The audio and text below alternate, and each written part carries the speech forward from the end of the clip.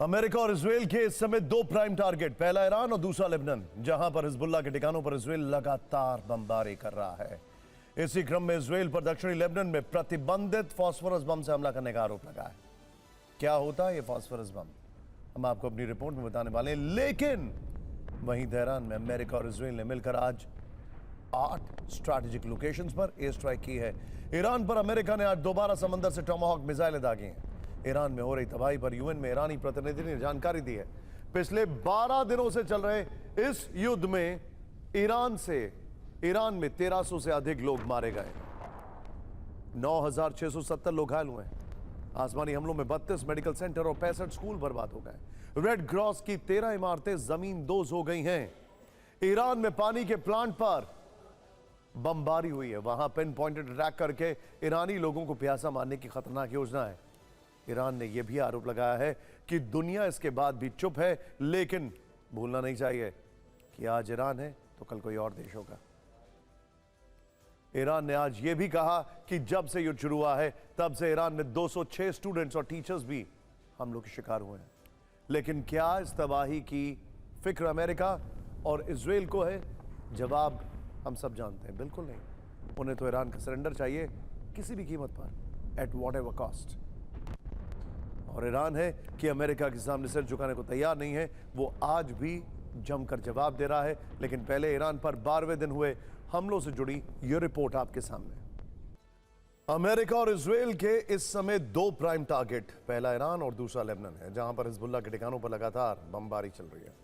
इसी क्रम में ईरान इजराइल पर दक्षिणी लेबनान में प्रतिबंधित फास्फोरस बम से हमला करने का आरोप है। यह हमने आपको पहले भी बताया था। लेकिन जानिए फास्फोरस बम होता क्या है। देखिए, अमेरिका और इजराइल ने मिलकर आज कुल 8 स्ट्रैटेजिक लोकेशंस पर हमला किया। अब आपको बताते हैं कि क्या होता है फास्फोरस बम और क्यों इसे युद्ध में इस्तेमाल किया जाता है और क्यों यह प्रतिबंधित है। देखिए, फास्फोरस बम सफेद फास्फोरस रासायनिक पदार्थ से बनता है।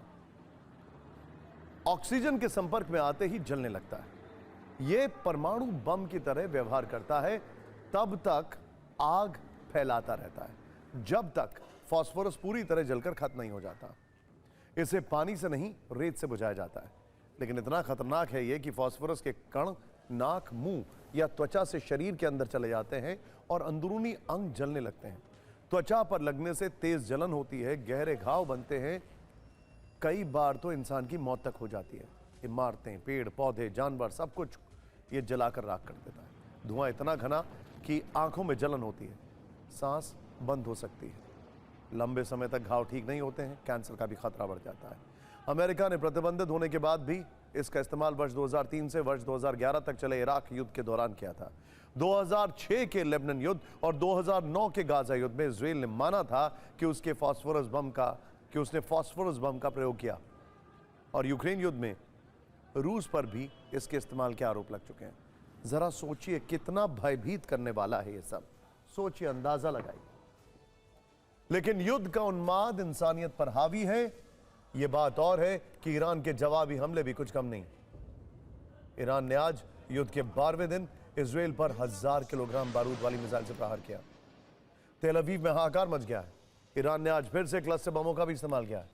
IRGC ने चेतावनी दी है कि या तो सभी सुरक्षित रहेंगे या फिर कोई भी नहीं रहेगा। ईरान के जवाबी हमलों पर यह वॉर रिपोर्ट। यूएई पर बीते 12 दिनों में ईरान 170 से अधिक मिसाइल लॉन्च कर चुका है। एक दिन पहले की रिपोर्ट है कि यूएई ने ईरान की अब तक 16 मिसाइलें और 121 ड्रोन इंटरसेप्ट किए हैं।